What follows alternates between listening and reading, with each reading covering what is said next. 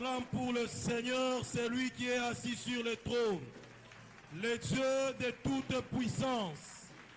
C'est lui qui tient toutes choses dans ses mains, le Dieu tout suffisant, le Dieu capable, lui qui relève ce qui est courbé. Il donne la vie à ce qui est mort. Jusqu'aujourd'hui, il appelle à l'existence les choses qui n'existent pas. Les dieux des nouvelles histoires. Alléluia. Amen, amen. Nous restons debout, nous prenons nos Bibles. Nous prenons nos Bibles. Nous allons lire des textes dans les livres de Jean. Jean chapitre 14, versets 16 à 19. Jean chapitre 14, versets 16 à 19. Et ensuite nous lirons Jean chapitre 16, versets 6 à 7. Jean chapitre 16, 6 à 7. Commençons avec Jean chapitre 14, versets 16 à 19. Nous lisons dans le nom puissant et glorieux de notre Seigneur et Sauveur Jésus-Christ. Et moi je prierai le Père, et il vous donnera un autre consolateur, afin qu'il demeure éternellement avec vous. L'Esprit de vérité que le monde ne peut recevoir, parce qu'il ne le voit point et ne le connaît point.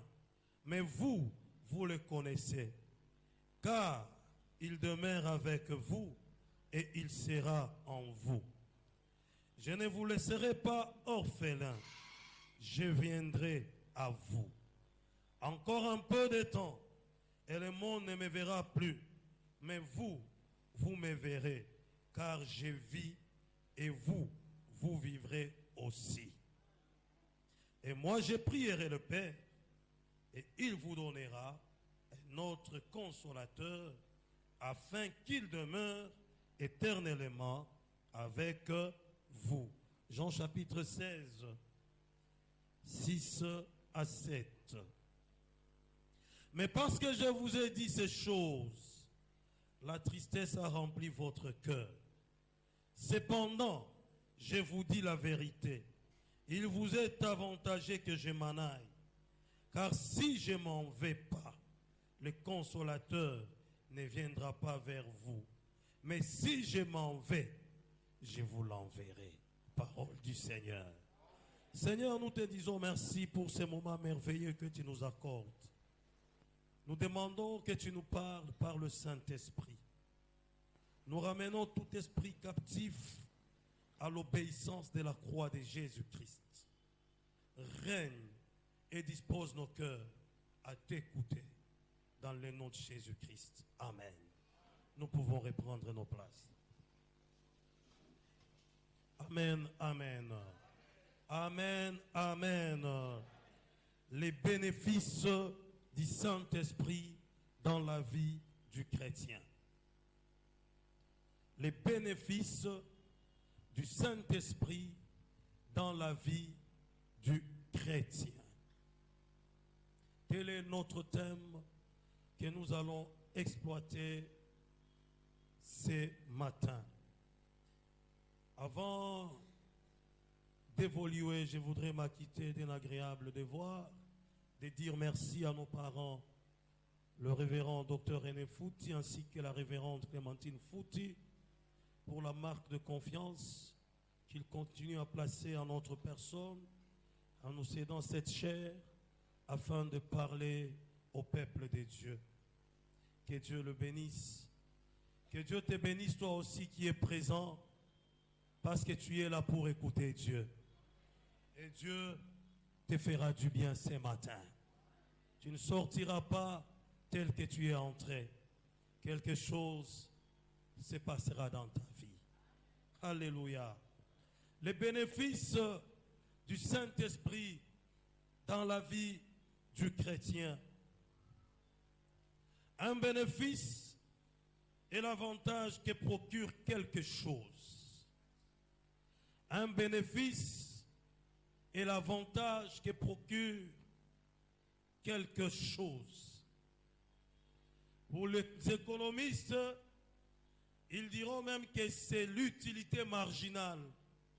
Cette satisfaction, lorsque quelqu'un est en train de consommer quelque chose, et la consommation qui lui apporte la satisfaction, les économistes diront que c'est ça même l'utilité marginale. Bien-aimés, les disciples sont troublés. Les disciples sont pleins de tristesse. Pourquoi ils sont pleins de tristesse? Pourquoi ils sont troublés? Parce qu'ils étaient habitués à quelqu'un que nous appelons Jésus-Christ. Jésus-Christ est descendu. Il les a choisis. Il était avec eux. Les disciples étaient témoins oculaires des miracles, des prodiges qu'accomplissait Jésus-Christ. Mais arrivé à un moment, cet homme commence à changer son discours. Il commence à leur dire, l'heure est venue où le Fils de l'homme sera livré. L'heure est venue où je vais retourner chez mon Père. Et d'ailleurs, dans sa demeure, il y a plusieurs demeures pour vous. Les disciples troublés, ils commençaient à se demander, si cet homme partait, qu'allons-nous devenir? Les gens le craignaient parce qu'ils savaient qu'ils avaient quelqu'un qui faisait des choses surnaturelles. Quand il fallait peut-être traverser sur la mer, il y a des moments que Jésus-Christ n'avait pas besoin d'une barque. Alléluia. Il pouvait seulement poser ses pieds sur la mer et marcher. Donc ce n'était pas n'importe qui Jésus. C'était un homme formidable. Avec peu de pain, peu de poissons, il pouvait nourrir plusieurs personnes. Là où il passait, les morts ressuscités. Les malades étaient guéris. Ceux qui n'avaient pas la paix retrouvaient la paix. Et être en compagnie d'une telle personne, ça fait de la fierté. Alléluia. Parce que lorsqu'on les voit, on vous voit aussi. Vous êtes dans sa ceinture. Vous êtes derrière lui. Ce sont des choses auxquelles les disciples étaient habitués. C'est comme aujourd'hui, quand vous êtes dans la ceinture du chef de l'État, vous êtes quelqu'un, si vous vous déplacez avec le président, avec les réseaux sociaux, tous nous savons déjà qu'il est avec le président. Même les membres de ta famille vont faire voir aux autres, tu as vu, c'est mon frère, c'est ma soeur. Donc ça fait de la joie. Mais cet homme commence à changer. Il leur dit, donc je vais vous laisser. Je vais partir. Ah! Il y a même des gens qui, pour voir Jésus-Christ, devaient passer par les disciples. Pierre, est-ce que tu ne peux pas plaider pour moi que je les rencontre? Alors tous ces avantages-là devraient prendre fin.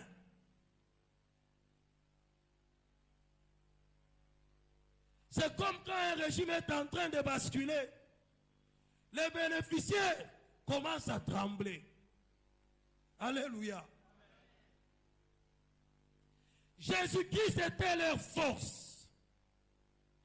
Jésus-Christ était leur sécurité. Je peux dire, Jésus-Christ était pour eux papa solution. Alléluia. Car ils savaient, ayant Nabutu, Et Anamoy, s'il est là, il fera quelque chose. Je pense, ils se sont rappelés même, pendant qu'ils étaient dans la barque, on l'a réveillé. Il a dit un mot et le calme est revenu. Alors les disciples étaient paniqués, troublés. Vous lirez ça dans Jean chapitre 14, verset 1. Là où il leur dit que vos cœurs ne se troublent point. Et au verset 6 de Jean 16, Christ, voyant ses disciples, il a lu la tristesse en eux. Il dit parce que je vous ai dit que je suis en train de partir et vous êtes devenus tristes. Bien-aimé, il en est de même pour toi et moi. Il y a des choses et des personnes qui font de nous ce que nous sommes, qui font de nous que nous soyons fiers. Il y a des gens sur qui nous nous appuyons. Nous savons que ce soit la nuit, que ce soit le jour, en cas de besoin, j'aurai des solutions. Il y a des gens sur qui nous nous appuyons. Nous savons, et même si on était en train d'ouvrir la porte de la prison, si je cite ces noms-là, on va dire arrêtez d'abord. Ils vont se renseigner. Et je ne dormirai pas en prison. Et imaginez une telle personne est en train de vous quitter. Vous serez troublés. Vous serez dans la tristesse. C'était le cas des disciples. Mais écoutez, Jésus-Christ, les voyant tristes, troublés, il leur dit que vos cœurs ne se troublent pas. Parce que si je pars, c'est vous qui serez bénéficiaires. Mon absence ne sera pas une perte pour vous. Par contre, mon absence sera un bénéfice pour vous. Parce que vous aurez à expérimenter plus que ce que vous avez vu aujourd'hui. Je suis en train de dire à quelqu'un, avec le Saint-Esprit, tu peux expérimenter plus que ce que tu as expérimenté hier. Nous comprenons ici, bien-aimés, que Jésus-Christ est en train seulement de nous dire que le Saint-Esprit est la réponse de Dieu aux troubles et tristesses des hommes. Quand ton cœur est troublé, quand ton cœur est rempli de tristesse, laisse-moi te dire, le Saint-Esprit est la solution à ces troubles-là. Il est même la solution à cette tristesse-là. Bien-aimé, le Saint-Esprit est la porte de sortie pour que tu retrouves la solution par lui. C'est comme qui dirait dans cette introduction que je suis en train de faire. Christ dit, je prierai au Père pour qu'il vous donne. Nous comprenons là que le Saint-Esprit est un don de Dieu aux enfants qui croient en lui. Alléluia. S'il y a un don par excellence que Dieu a fait à l'Église, c'est le Saint-Esprit. Et ces dons-là, nous n'avons pas rien à donner pour que nous les recevions. Acte chapitre 2, verset 38, nous dit ceci. Lorsque nous recevons Jésus-Christ comme Seigneur et Sauveur de notre vie, Dieu nous accorde le Saint-Esprit. On ne l'achète pas. Alléluia. On n'a pas à faire des exercices pour acquérir le Saint-Esprit. Le Saint-Esprit est un don que Dieu donne à tout celui qui donne sa vie à Jésus-Christ. Donc je suis en train de rassurer à quelqu'un qui se reconnaît enfant de Dieu, qui se rappelle d'un jour où il a pris la décision de donner sa vie à Jésus-Christ, de l'inviter dans sa vie comme Seigneur et Sauveur. La bonne nouvelle que je t'ai dit ce matin, le Saint-Esprit est en toi. il habite en toi, car Dieu te l'a donné. Ce n'est pas une propriété seulement des bishops. Ce n'est pas une propriété des pasteurs. Ce n'est pas une propriété d'intercesseurs. Ce n'est pas une propriété d'une catégorie donnée. Mais pour tout celui qui a reçu Jésus-Christ comme Seigneur et Sauveur, le Saint-Esprit est pour lui un don de Dieu. Alléluia. Et pour cela, bien-aimés, ce matin, pourquoi Jésus nous a donné le Saint-Esprit? Et quand le Saint-Esprit habite en nous, quels sont les bénéfices que nous avons, que nous obtenons de lui? Et ce matin, parmi tant de bénéfices, je m'en vais vous donner 6 bénéfices que nous avons lorsque le Saint-Esprit habite en nous. Donc ce message, c'est un message en principe qui s'adresse à ceux-là qui se reconnaissent déjà enfants de Dieu, à ceux-là que le Saint-Esprit habite en eux. Si le Saint-Esprit habite en vous, vous êtes un homme heureux, vous êtes une femme heureuse, parce que le Saint-Esprit va vous accorder certains avantages. Et ce matin, nous allons voir 6 avantages parmi tant d'autres. Le premier bénéfice que nous avons du Saint-Esprit, c'est que le Saint-Esprit fait de toi une propriété privée de Dieu. Il fait de toi une propriété privée de Dieu. Alléluia. 2 Corinthiens, chapitre 1, versets 21 à 22. La Bible dit ceci: c'est lui qui nous a fermis avec vous en Christ et qui nous a oints, c'est Dieu, lequel nous a aussi marqués d'un sceau, des sceaux, et a mis dans nos cœurs les arts de l'esprit. Écoutez, bien-aimés, lorsque le Saint-Esprit habite en vous, en principe, il vient faire de toi non pas une propriété de quelqu'un. Le Saint-Esprit vient te prendre et te mettre dans les mains de Dieu et faire de toi un domaine privé de l'Éternel. Alléluia. Lorsque vous marchez, vous parcourez le monde. Là, je me rappelle de nos bien-aimés, par exemple, de Kisangani. Quand vous êtes à Kisangani et que vous êtes en train de marcher, de faire le long de l'aéroport, vous allez trouver nos bien-aimés avec des pancartes écrites. Ça, c'est un domaine privé appartenant à. De la même manière, lorsque le Saint-Esprit habite en vous, la Bible déclare, le Saint-Esprit vient avec le sceau qu'il pose sur vous. Et ce sceau-là marque sur vous que désormais, vous êtes un domaine privé de Dieu.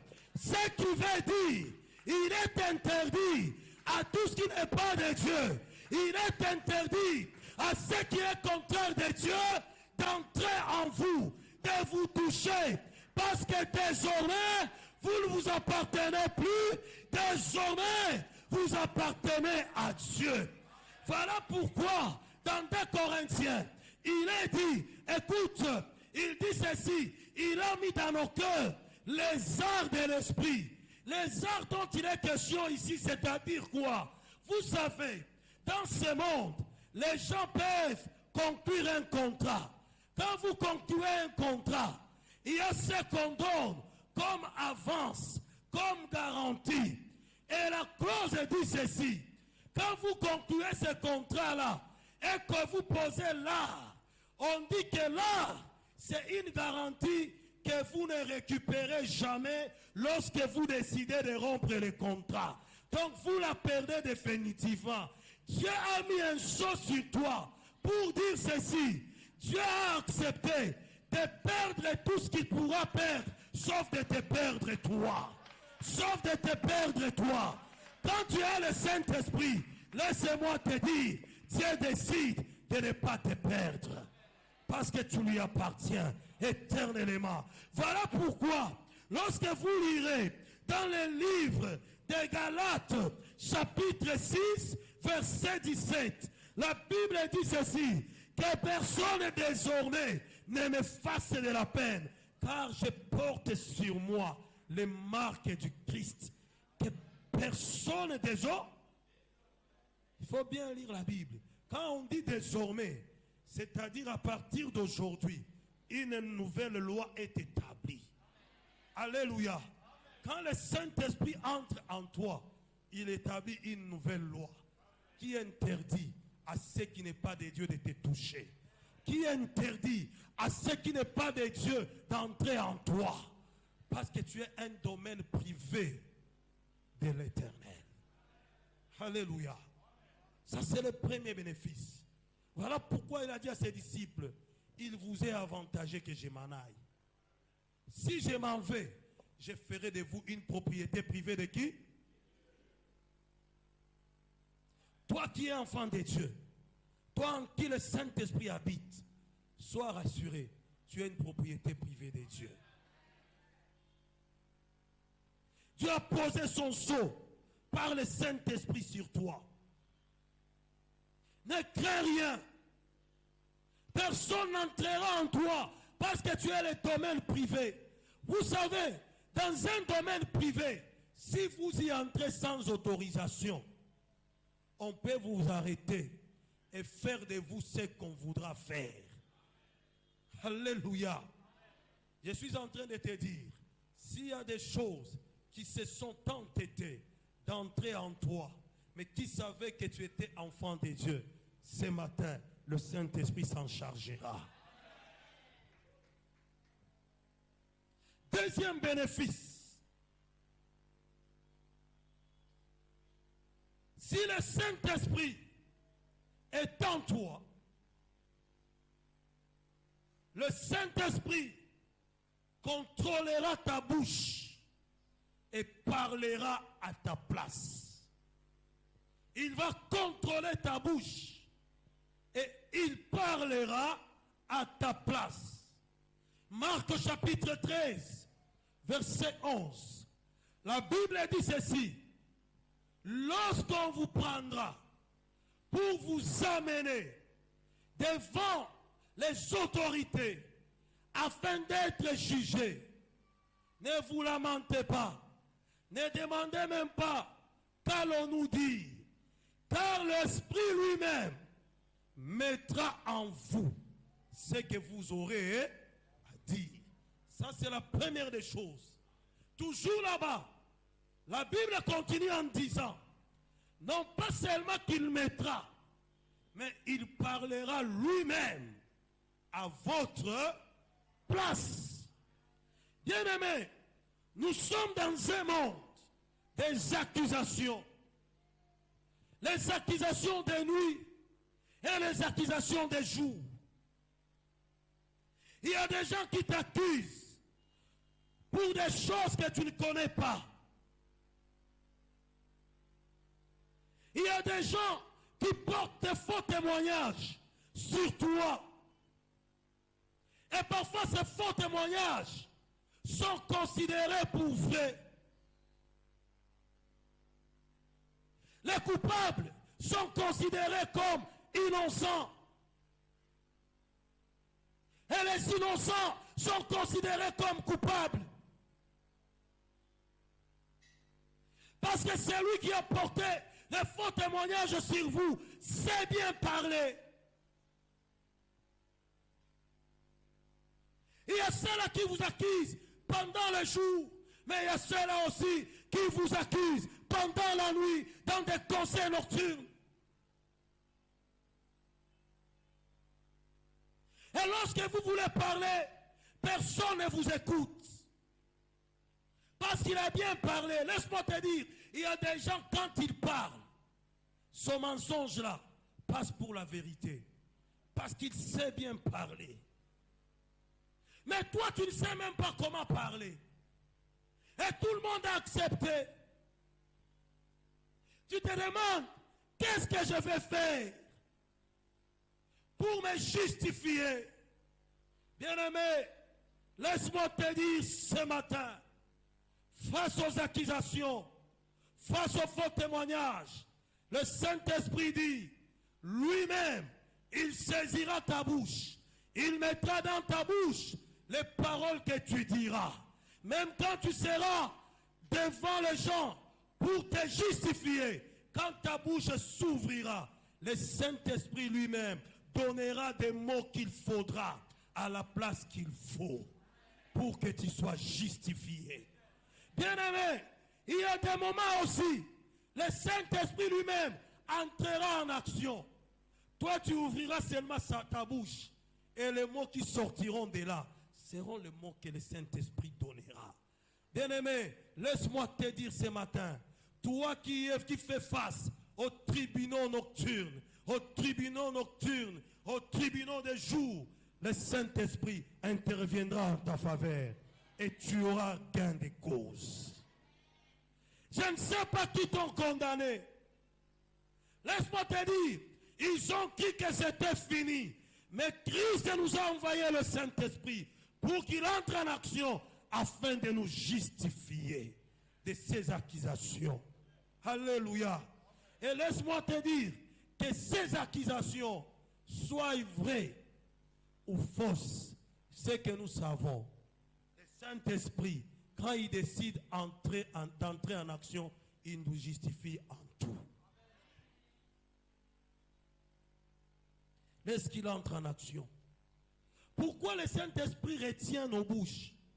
Parce que parfois, quand nous-mêmes nous voulons parler avec notre chair, nous faisons toujours des bêtises. Alors pour nous épargner des bêtises, quand nous nous justifions, voilà pourquoi Dieu nous a donné le don du Saint-Esprit. Pour que quand nous parlons, même que l'ennemi lui-même puisse dire non, non, il a raison. Tika banguna na yo, tango munoko na yo kofongwa, balo ba yo ndoza na raison. Babo sanake bangonde bafunda kiyo. Balo ba non, non, il a raison. Et pendant qu'ils diront, il a raison, que les juges se retournent pour demander, mais n'est-ce pas toi qui l'as accusé? Oui, mais la manière dont il vient de parler, je comprends qu'il a raison. Que le Saint-Esprit parle à ta place. Dans ces réunions nocturnes-là, qu'il parle à ta place. Alléluia. Qu'il parle à ta place, bien-aimé. Troisième bénéfice. Le Saint-Esprit en toi, qu'est-ce que tu bénéficies? Il te rendra différent. Dis d'abord à ton ami que je suis différent. Je suis un cas particulier. Je ne suis pas tout le monde. Alléluia. Il te rendra différent. 1 Samuel chapitre 10 verset 6. La Bible dit l'Esprit de l'Éternel te saisira, tu prophétiseras avec eux et tu seras transformé en un autre homme. Bien-aimé, dans ce monde, vouloir ou pas, quand nous naissons, nous évoluons souvent dans les régimes de communion des sorts. Des vies identiques. Parce que vous êtes nés par les mêmes parents et vous avez peut-être le même sort. Quand vous commettez une bêtise, parfois les gens disent déjà, il peut être de telle famille et ils ne se trompent pas. Parce qu'ils savent que ces bêtises-là, ce sont les gens de cette famille qui les commettent. Vous savez, chez les protestants dans le temps, quand vous avez vos enfants qui étudient dans une même école et que l'un de vos enfants commet un forfait, on ne renvoie pas seulement ce seul enfant-là. On cherche tous les enfants de cette famille-là, on les renvoie. Parce que les protestants disaient, comme un de leurs a commis cette bêtise-là est en eux tous. Un autre jour, l'un de leurs aussi commettra cette même bête. Alors pour les protestants, vous tous, on vous chasse.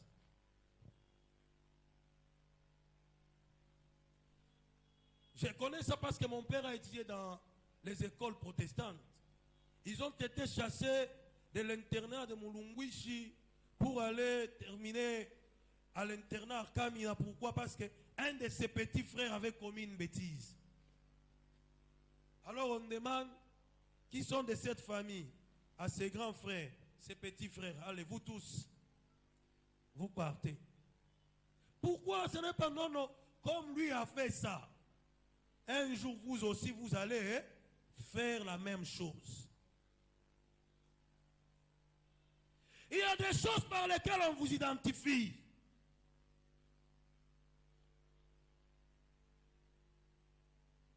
Et toi-même tu en es conscient que c'est votre griffe. Tu as déjà même accepté de vivre comme cela. J'ai dit un jour ici, dans les années 94 à Lubumbashi, nous avons prié avec une sœur. Cette sœur avait des complications de ses règles. Si elle pouvait régler plusieurs fois, c'était 2 fois l'an. Mais le plus souvent, c'était 1 fois l'an. C'était normal pour elle. Pourquoi? Parce que sa mère l'aurait déjà prévenu. Ne crains rien. Chez nous, toutes les femmes sont comme ça. Elle étudiait à l'internat. Alors pour camoufler, elle achetait les linges aussi. Elle lavait pour seulement mettre sous le soleil pour que ses amis voient qu'elle était aussi non. Mais en elle, elle pleurait. Un jour, pendant que nous prêchions, nous avions dit ceci, que vous n'êtes pas pareil à tous les membres de votre famille. Christ vous a racheté et vous êtes un cas particulier. Ce qui arrive à tout le monde ne vous arrivera pas nécessairement. Elle a saisi cette parole. Et à la fin, elle nous voit.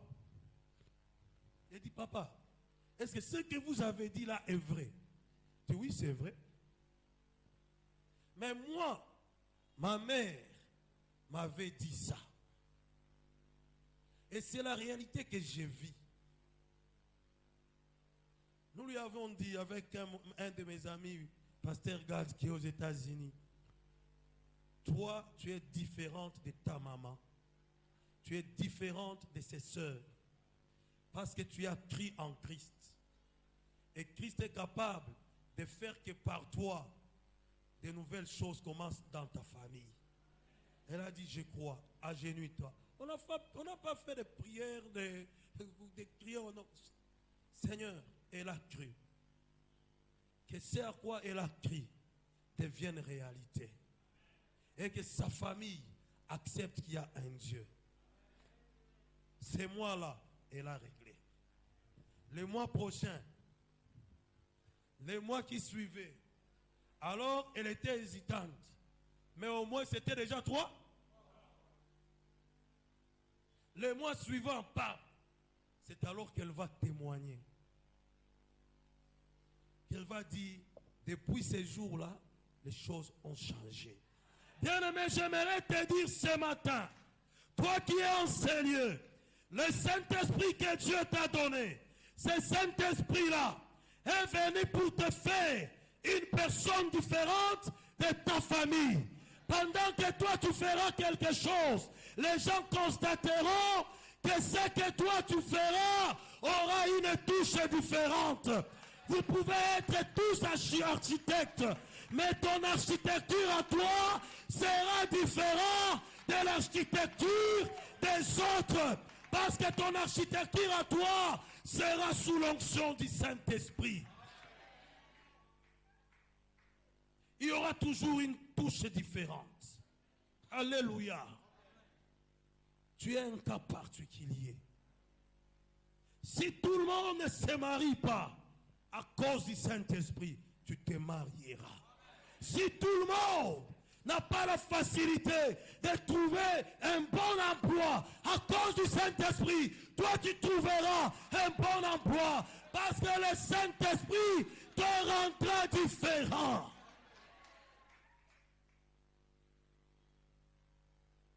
C'est que tout le monde fera.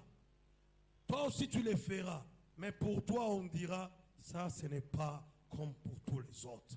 Quelque chose de particulier s'attachera à ça. Ça c'est un bénéfice que le Saint-Esprit est capable de te donner, te rendre différent de ton entourage, de ta famille. Alléluia. Quatrième bénéfice. Quand le Saint-Esprit vient habiter en nous, il fait de tes combats ses combats. Il fait de tes combats ses combats. Bien-aimés, vous savez, nous sommes dans un monde de défis où les gens peuvent se lever, te combattre, même pour ceux que tu ne connais pas.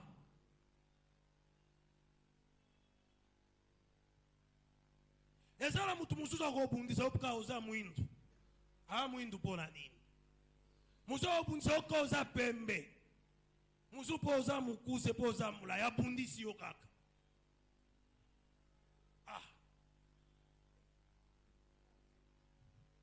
Quand tu te demandes, qu'est-ce que j'ai fait? On ne sait pas te dire ce que tu as fait.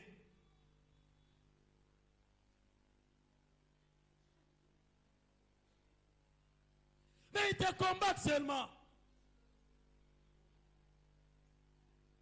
Pourquoi seulement lui?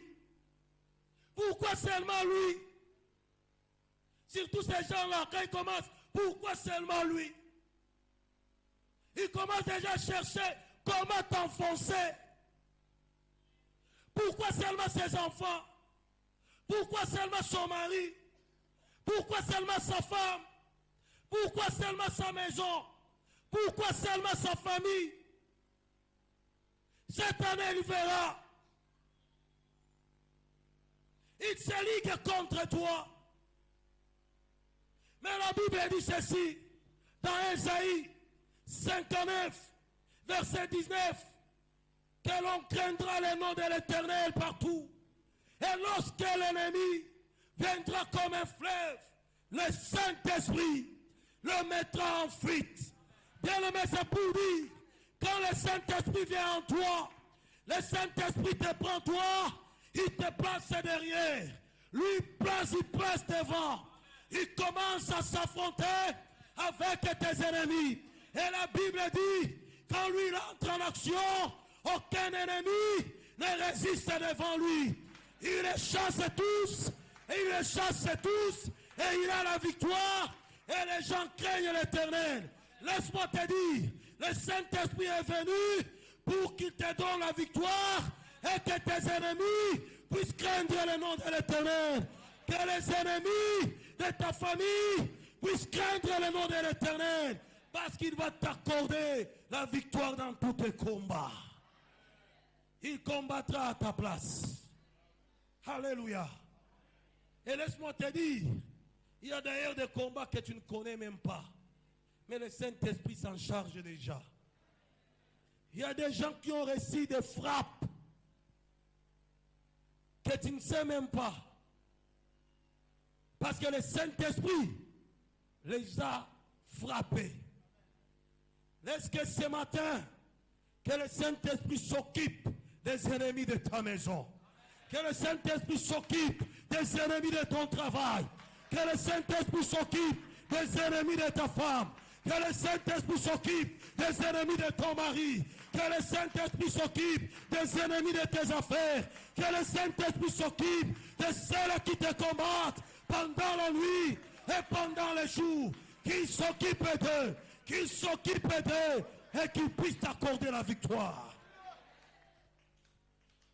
Il combattra à ta place. Et la Bible ne dit elle même pas, ce n'est pas vous qui combattrez. Alléluia. Voilà pourquoi il leur a dit, il vous est avantagé que je m'en aille.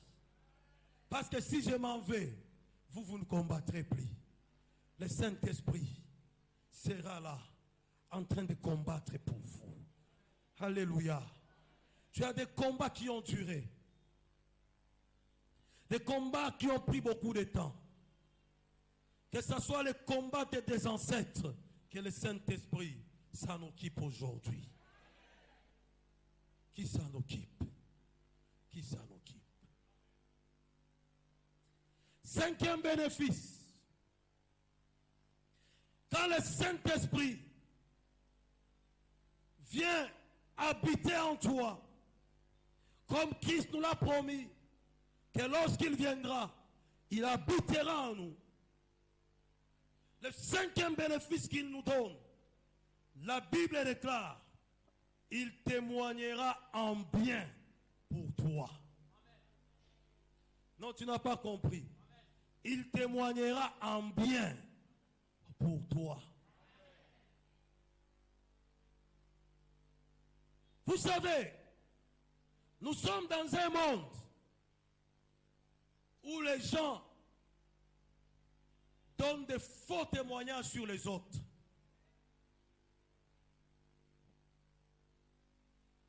Ça, c'est le premier cas. Il y a aussi des informations qui sont correctes, pour lesquelles on ne leur a pas demandé de parler. Mais parce qu'ils sont dans les besoins de te nuire, de t'écraser, ils s'appuient sur tes faiblesses pour t'exposer. Combien de femmes n'ont pas pu se marier parce que quelqu'un avait dit oyeba yete oyeba ka famille na bango te. Vous savez, il y a des mots quand ça entre, ça retentit, hein? Oyeba ka yete oyeba ka famille na bango te. Papa, même moi si je rentre, Tido, oyeba ka yete oyeba ka famille na bango te. Tu vois seulement la personne changer, commence à te poser des questions philosophiques. Vous avez déjà 2 ans, n'état jamais demandé de lui raconter ton passé. Mais le jour qu'on lui dit, toutes les questions commencent à se tourner vers le pas.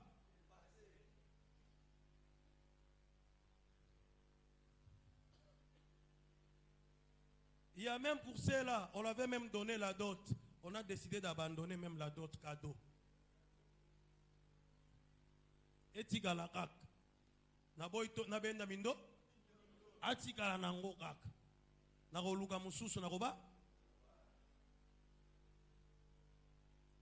Certains même n'ont pas pu obtenir d'emploi parce qu'on avait déjà témoigné en mal pour sa famille. Les affaires ne marchent plus parce qu'il y a des gens qui ont porté un faux témoignage. Mais écoute bien aimé, la Bible dit ceci dans Luc chapitre 3, versets 21 à 22, que ce jour-là, pendant que Jésus-Christ s'est laissé baptiser par Jean-Baptiste, les cieux s'ouvrirent. Une voix retentit du ciel par le Saint-Esprit, disant que celui-ci est mon fils bien-aimé.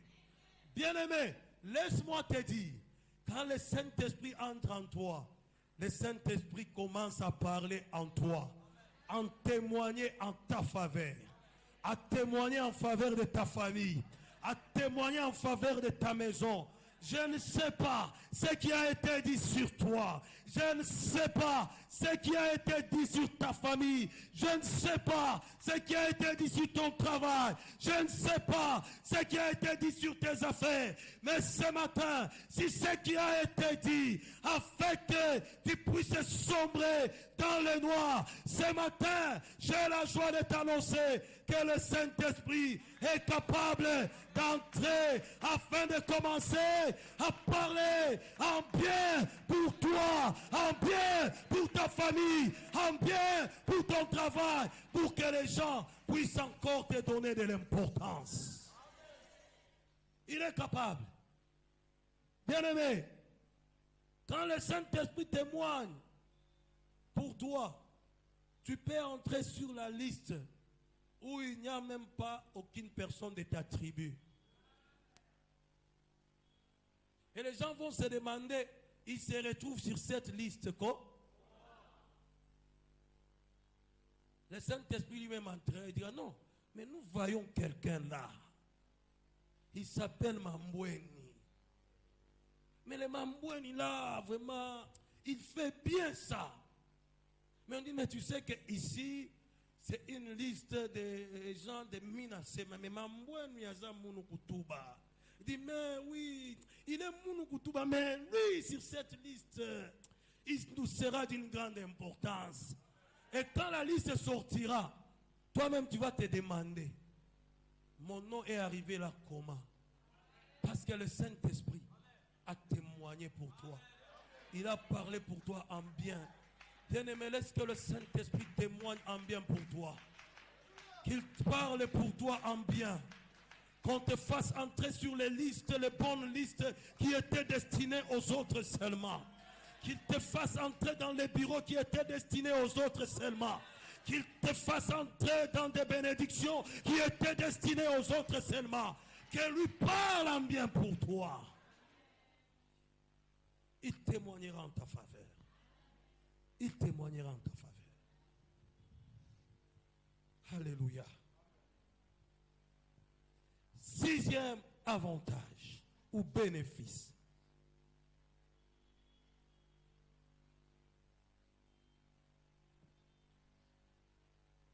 Le sixième bénéfice parmi tant d'autres, quand le Saint-Esprit vient habiter en nous, il vient confirmer notre filiation à Dieu. Tu n'as pas compris. Il vient confirmer notre filiation à Dieu.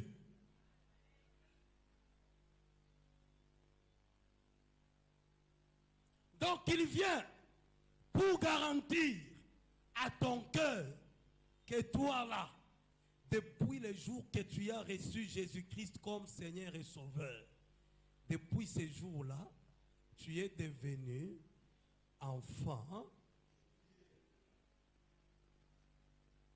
Donc tu n'as plus à douter. Tu n'as plus à douter de ton appartenance à Dieu. C'est ce que la Bible nous dit dans Romains chapitre 8, verset 16. La Bible dit que l'Esprit lui-même rend témoignage à notre esprit que nous sommes enfants. Alléluia. Voilà pourquoi, même quand je n'ai rien, même quand je n'ai pas mangé, dans la maison, il n'y a pas de provision.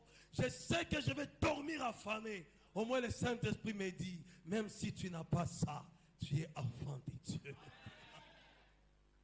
Tu es enfant de Dieu.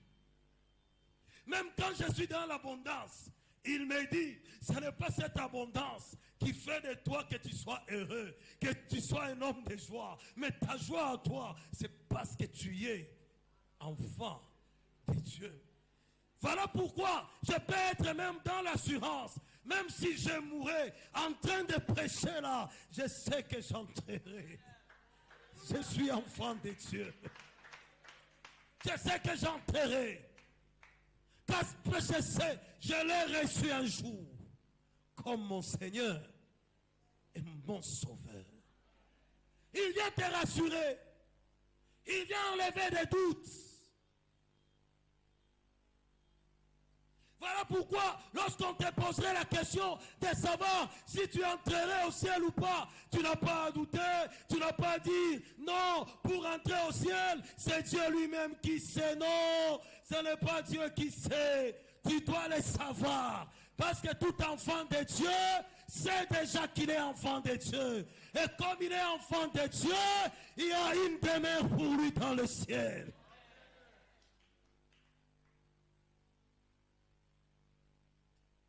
Il veut te donner la paix, la joie d'être enfant de Dieu. C'est le Saint-Esprit qui fait ce travail-là. Voilà pourquoi, toi qui doutes, qui te poses des questions, c'est comme si je ne sais pas si j'entrerai ou pas. Aujourd'hui, c'est un jour de grâce pour toi. Acte 2, 38 dit, si seulement tu acceptes que tu es un pécheur, tu décides d'abandonner le péché, d'inviter Jésus-Christ dans ta vie comme Seigneur et Sauveur, il entrera en toi et il te donnera le Saint-Esprit. Et tous ces bénéfices seront aussi tes bénéfices.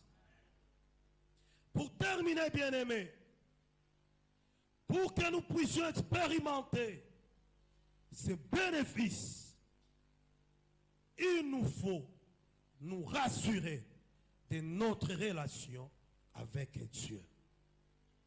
Tu dois te rassurer, être sûr d'avoir invité un jour Jésus-Christ dans ta vie, de l'accepter comme Seigneur et Sauveur. Et pour toi, qui ne l'as jamais reçu comme Seigneur et Sauveur, reçois-les et ses bénéfices seront tiens. Et enfin, pour que cela soit et demeure une expérience de tous les jours, nous devons veiller sur notre vie. Car la Bible dit dans Ecclésiaste chapitre 9, verset 8, qu'en tout temps, tes vêtements soient blancs et que l'huile ne manque pas sur ta tête. Le Saint-Esprit est un don excellent que Dieu t'a donné. Et par lui, tu as tous ces bénéfices que nous venons de voir ce matin. Que Dieu bénisse sa parole.